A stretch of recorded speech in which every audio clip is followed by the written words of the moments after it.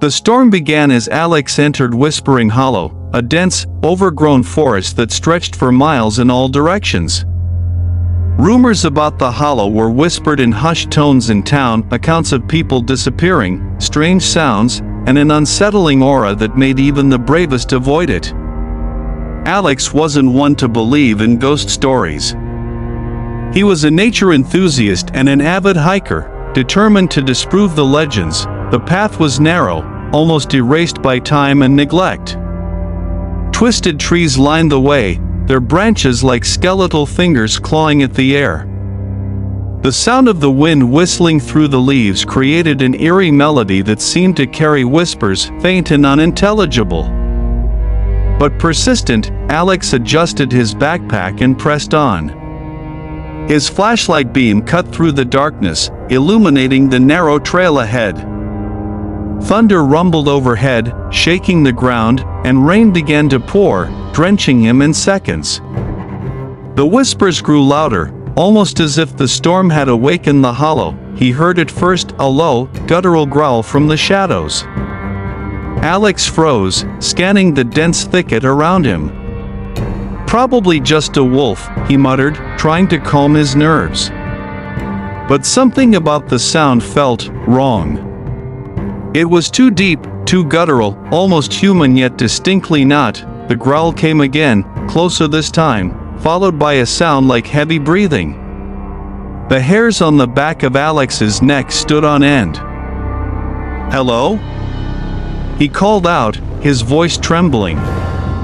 The forest responded with silence, save for the patter of rain and the occasional crack of thunder. As he turned to continue walking, his flashlight flickered. He hit it a few times, but it died, plunging him into darkness. Panic set in as the whispers returned, louder now, forming words: "Leave, turn back, you don't belong here."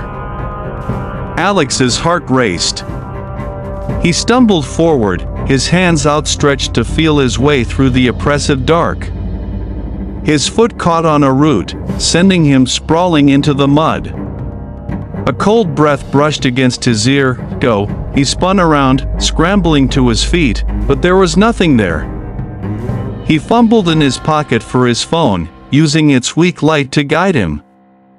The whispers gave way to distant screams, blood-curdling and desperate. He wanted to run, but he didn't know which direction would lead him out of the forest. Ahead, a faint light flickered.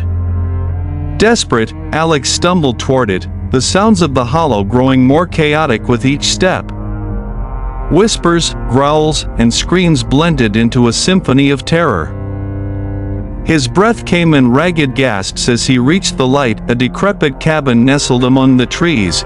The door creaked open as he approached, revealing a dim interior lit by a single, swaying lantern. Against every instinct, Alex stepped inside, seeking refuge.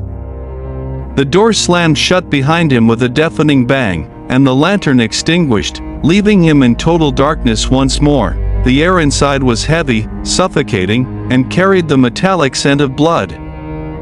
Alex's phone light barely illuminated the room, but he could make out scratch marks on the walls, deep grooves that spoke of desperation. A sudden, piercing scream echoed from upstairs, freezing Alex in place. His rational mind screamed at him to leave. But his legs carried him up the creaking staircase. Each step groaned under his weight, the sound amplifying the suffocating silence around him. At the top of the stairs was a long hallway with several doors. One door stood ajar, faintly glowing with an unnatural red light. As Alex approached, the whispers returned, louder and more insistent. "Don't open it, run, it's too late." Ignoring the warnings, Alex pushed the door open. The room was small, empty save for a single chair in the center. On it sat a figure, hunched and cloaked in shadow. "Hello?" Alex's voice trembled. The figure didn't move. A low, rumbling growl emanated from the corner of the room, and Alex turned to see two glowing red eyes staring back at him. They blinked, and the room plunged into darkness once more. Suddenly, the whispers turned to deafening roars. The room began to spin, the walls closing in. The figure in the chair stood, towering over Alex. Its face was obscured, but its presence exuded malice. "You shouldn't have come," it rasped, its voice a guttural blend of multiple tones. The creature lunged, and Alex bolted from the room, racing down the hallway. The stairs seemed longer now, stretching endlessly. He could hear the creature behind him, its claws scraping against the walls. Reaching the ground floor, Alex flung open the door and sprinted into the forest. The whispers followed him, growing louder, merging with the storm. His legs burned, his lungs screamed for air, but he didn't stop. The forest seemed alive, shifting and twisting to confuse him. Trees appeared where there were none before, blocking his path. He could feel the creature closing in, its breath hot against his neck. Suddenly, Alex burst into a clearing. In the center stood an ancient, gnarled tree with a rope hanging from one of its branches. Beneath it was a pile of bones, bleached white by time. The whispers ceased, replaced by an oppressive silence.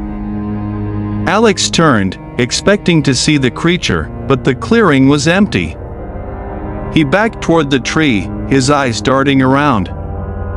The silence was broken by a deep, echoing laugh. "You can't leave," the voice boomed, coming from everywhere and nowhere. "You belong to the hollow now." The ground beneath Alex's feet gave way, and he fell into darkness. He landed in a cold, damp chamber filled with rows of unmarked graves. A single lantern flickered to life, revealing the creature standing over him. Its face was a grotesque amalgamation of human features, twisted and wrong. "Join us," it hissed, reaching out with clawed hands. Alex screamed, the sound echoing endlessly in the chamber. The lantern extinguished, leaving him in pitch blackness. The next morning, hikers found Alex's backpack at the edge of the forest. The townsfolk added his name to the growing list of those lost to Whispering Hollow. And at night, if you listen closely, you can hear his screams joining the whispers that haunt the hollow. Please subscribe, like and comment. It means a lot to us. Thank you.